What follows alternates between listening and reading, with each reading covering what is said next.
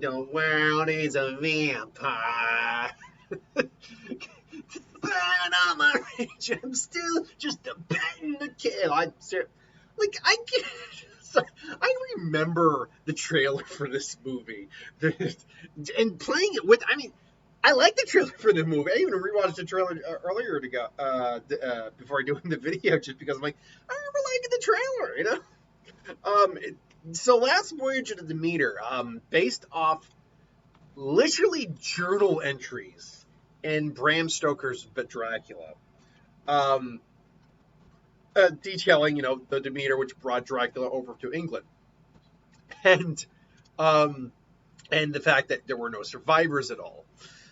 So they decided, you know what? Let's tell the story of what happened on there. Because if you've never read Dracula, then you don't know how it ends. But spoilers, it's a book that's how old now? Or well over a century old now.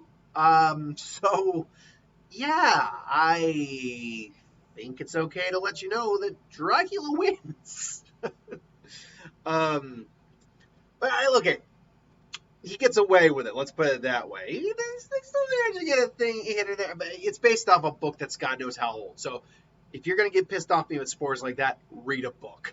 But seriously, um, seriously, it's been around for a while. I'm not gonna go into anything. There's not much for me to spoil about the movie, at least in terms of what happened with the book. Because, like I said, there's literally just two journal entries in the book. They had to turn that into a movie. The Hobbit, which is a book that thick, got turned into 3 movies, and that was easier to do than what this was. In concept, anyway. Really, what you see in the movie is what you get. It's them bringing on Dracula and the 50 crates of dirt he has to sleep in from his homeland. The voyage, and Dracula slowly taking out the crew one by one each night. They even explain at one point why he's doing it. It's like rations. One a night just to keep going, and then when London's within reach, there you go. He doesn't need us anymore. But the story does follow main characters. Corey Hawkins plays Clemens. The captain is Liam Cunningham. There we go. David Destrom. Oh God, I can never pronounce his name. But he's there. Yeah. So a lot of actual character actors you would recognize. Chris Whaley, Stefan Kapicki. Anyway, a lot of actors you recognize as character actors. And they're all perfectly adequate. There's no one who's bad performance-wise in the movie. The guy playing Dracula, he's pretty good. I'd say he's the standout. Javier Bonet, not even. There's no one. Boet. The T might be silent because it's Botet. That's here. Botet or Boet, with a silent T there, or Bote. It might be Bote, because Home Depot Home Depot is actually Home Depot kind of thing. But the point is, yeah, the guy playing Dracula is actually really good because you just get a lot of Dracula. It doesn't take too long for Dracula to show up in the movie. How long is the movie again? Give me a freaking length of time on this thing. Let's see, Last Voyage of the Demeter. The movie was literally a minute under 2 hours. So it was 119 minutes. Hour and 59 minutes long, more or less. So, yeah, Dracula himself, you feel his presence in the movie up until he shows up, but he shows up relatively quickly. Relatively quick, I guess is better phrasing there.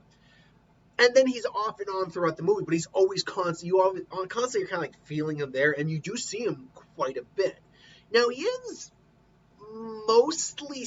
I think there is a shot or two of him with makeup, but it is mostly CGI. It's solid CGI, admittedly, but it's mostly CGI.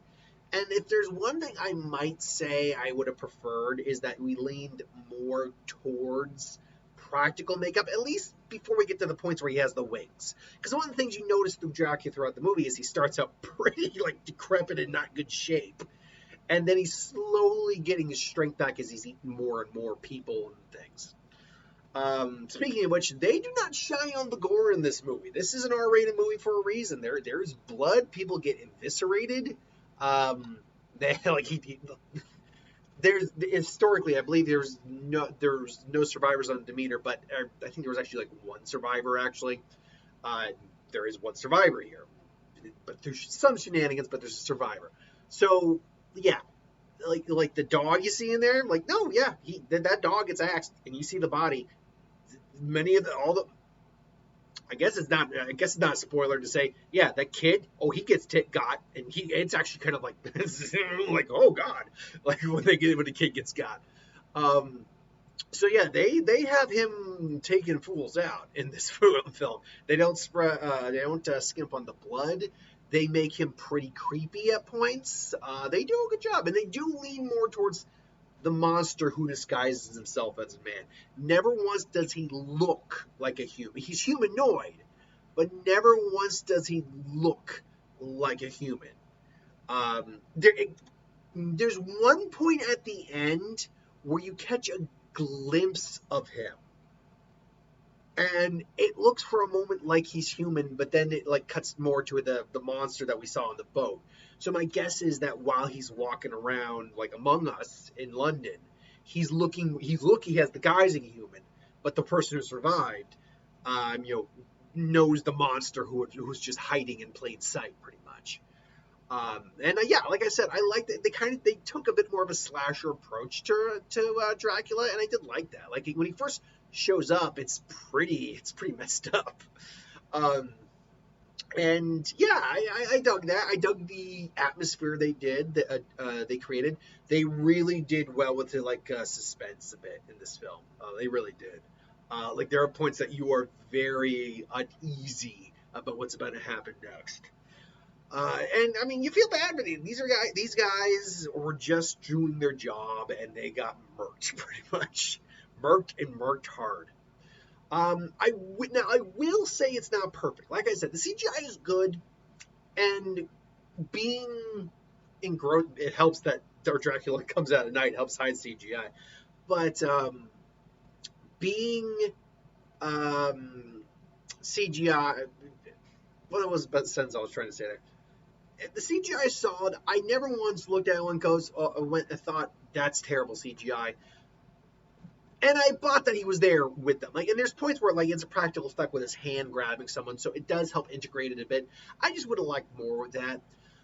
I will also say it's not 100% clear what the Dracula mythos is here. There's some things that stand true, like Dracula can't go out in the day, he survives, he drinks blood, but to survive, he's sleeping in coffins from the dirt of his home country. So that's all well and good. But some of the other vampire lore that should go with Dracula, and that, if I'm not mistaken, does go with Dracula, doesn't crosses, for example, don't do dick in this movie. You see one guy who's basically the Bible thumper of the group, and he's got a cross around his neck. So I'm thinking, okay, Dracula's going to attack him at one point. He's going to be like, he runs him, maybe he injures him, runs away.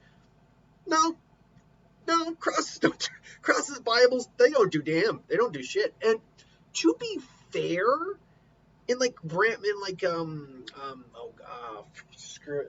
Francis Ford Coppola's Dracula, there is references to that kind of it doesn't always work. Whereas you think you can threaten me with your icons or whatever like that. Which, to be fair, they still kind of did. They were able to push him back. It's the power of they were still able to use the power of God and all that to keep him at bay. And here it just doesn't do anything. So I'm like, okay, what's the rules on that? What's the rules on garlic or silver or whatever? What's the rules on there's points where we see pieces of wood. I'm like, maybe it's referencing them trying to stake him. Doesn't happen. Or running water. I was talking with my girlfriend about it. She didn't see it when we were discussing it after the fact, after I got out of the movie. And she made a good point. Was making a valid point. Like, okay, so there's lore about vampires running water, which, as far as I know, it does exist in the Bram Stoker Dracula story. I could be wrong, but you can correct me if I'm wrong. But the running water. But for me, that's always interpreted as streams, rivers, things along those lines. That's running water. Like Dracula can't cross a lake because that's not running water. It's still water. The ocean is a bit of a gray area topic. Like maybe he himself can't openly move across the ocean on his own. Maybe he needs assistance. Because it's not running water. It's got currents, but it's not running water. It's just constantly moving water. So and then she wondered if salt would stop him because salt has purifying effects. As far as I know, salt is not part of vampiric lore, at least most vampire lore I know. It's more for like evil spirits or demons, things along that line, but not vampires. But yeah, so I'm not quite sure what the lore they're going for here is with Dracula, but so that's a little. I'll also say the way the one person survives at the end, I'm like, oh, that's a little anticlimactic. So the reason Demeter had no survivors is because the actual survivors made it off the boat, and people didn't know there were survivors. Okay, sure, whatever. It's there's not a lot of quibbles I have. I mean, sorry, there's not a lot of problems I really have in the movie, but those are things that stuck out to me. Overall, I had a good time with it. But I don't know how well this film is going to do. It doesn't have the best reviews right now. Last I had checked, it was like at 44% with nearly 100 reviews. It's still holding up 44% from the critics. What are the audiences saying? Let's find out. There's still no audience score right now. With over 100 reviews, it's about 44%, which, to be fair, not great, but that is far from god-awful. If this film had, like, in the 20s, like the Meg 2 does, that would be different. But I don't know how well the film is going to do. The film's made on, like, $45 million, but it barely had any marketing. My guess is maybe only 20, 30 max, and I'd be pushing it at 30. So let's just say 20? Yeah, let's cut the middle. Let's say 25. I think that's a fair number. Well, that means the film just has to hit 70 million to break even. Well, sorry, it has to make 70 million because that's what it's ultimately made on, which means it would have to hit 105 million roughly to break even. I don't know if the film's going to do that. I think it's a fun little film, cool little monster Dracula slasher film. But I don't know how well it's going to do. I have no gauge. I'll see this week how well it does. But it reinforces the question I've been asking since watching A Haunted Mansion and now seeing this. Why on God's green earth weren't these films released in October? Again, I'm just going to reiterate the point real quick here, because I've been bringing it up, but it bears repeating. It really does. So this October, we had Craven coming out. Craven's not coming out. That's been pushed. But we had Craven coming out. Right now we have Exorcist Believer, which would compete on some level. It's a horror film. You have Killers of the Flower Moon, and that is the 13th, by the way, of October. Killers of the Flower Moon on 20th, and Five Nights at Freddy's on 27th. That's it. Those two theoretically would compete, but you know what? There's enough room in October for multiple horror films. We've seen that. And guess what? Craven would have had all that week to itself. It's not like Dracula Haunted Mansion would have robbed it of much box office because, frankly, they're not that much same demographic. But, yeah, like, at least one of them. Dracula. Haunted Mansion I can kind of understand not doing because it is a bit of a family film to some degree. It's more kids. While kids are on summer break, it would make more sense for that one, at least compared to the two of them. So I could see that. But Dracula, the vampire, people still dress up as him every Halloween. Why the hell isn't it in October? What are the studios exactly that have Universal? Wait, hold on. Is this a Universal film? I just realized something. Is this a Universal film? Okay, this is a Universal film. Is there any other Okay, Five Nights at Freddy's is also a Universal film. This now actually explains a bit.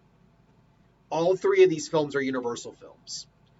Now, Five Nights, Haunted Mansion's Disney. That's whatever. But they're all Universal films. I can now kind of see why they didn't want to cannibalize. But we had 2 other weeks. And I don't know. I feel like there was room for all of these films. Hell, Exorcist Believer's probably made on chump change, as is Five Nights at Freddy's. So the fact that they're pretty much made on chump change, these two. I don't know the box office, but I don't know the budgets on these yet. But my guess is they're probably made on chump change. Like, I'm talking about like 10 to 20-ish $1 million, probably. They probably wouldn't have lost any money, and Dracula would have had a better footing in October. But now knowing that all 3 of these are all Universal films, I can now understand why maybe this one wasn't put into October. But in that case, then why not do Haunted Mansion? It would have made sense. I don't know. It's baffling to me. Anyway, I digress. Thanks for watching. Hope you enjoyed. Like, comment, share, subscribe. As always, want reviews. Wow. I don't make that. I need to get myself out of that habit. I was doing it for years. I don't take the review requests as much anymore, particularly for stuff that isn't in theaters, because I just don't have necessarily the time during the day. I'm at work a lot of the day, so I don't know. But anyway, if you have an idea for a video, who would win, what if, anything I do on the channel, let me know. But thanks for watching. Hope you enjoyed. I'll see you folks next time, this week we got quite a few movies coming out this week. We have there we go. We got Strays, Blue Beetle, and Back on the Strip. All 3 of them I actually probably want to see, and apparently Blue Beetle's got some really good reviews going in, which DC needs a win. They need a win. Let me rephrase this. They need a win in the sense that they actually need one of their movies to perform well, because honestly, the last 2 DC movies that came out this year, Shazam! Fury of the Gods, was pretty good. At least I thought so, and most people seem to think so. It was, at least the people who went to see it just didn't go back for repeat viewings. The Flash was ultimately considered pretty good. It had a 60% on Rotten Tomatoes for the critics, and like in the 80s or 90s for the audience. So again, well received. But neither of them made their money back. Unfortunately, like by a long margin. Both of them, in fact, were actually really huge flops. Huge flops.